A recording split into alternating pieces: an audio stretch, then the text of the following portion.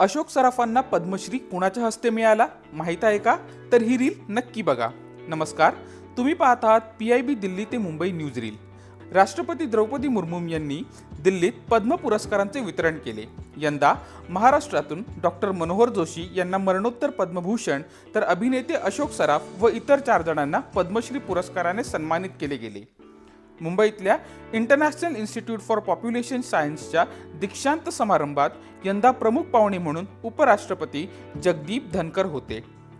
केंद्रीय गृह आणि सहकार मंत्री अमित शाह यांनी नागपूर येथे राष्ट्रीय कर्करोग संस्थेच्या परिसरात रुग्ण आणि त्यांच्या नातेवाईकांसाठी बांधण्यात येणाऱ्या स्वस्ती निवासाचे भूमिपूजन केले.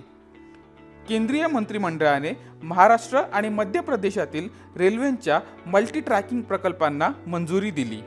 नागपूरच्या दक्षिण मध्य क्षेत्र सांस्कृतिक केंद्राने वारली, गोंड आणि चेरियल कलांचे 6 दिवसीय कार्यशाळेचे आयोजन केले. 2025च्या अंडर-23 सिनियर एशियन रेसलिंग चॅम्पियनशिपसाठी कोल्हापूरच्या समर्थ महाकवे आणि पुण्याची प्रगती गायकवाड या 2 पैलवानांची निवड झाली आहे. अशाच महत्त्वाच्या आणि प्रेरणादायी बातम्यांसाठी PIB मुंबईला फॉलो करा आणि ही रील नक्की शेअर करा.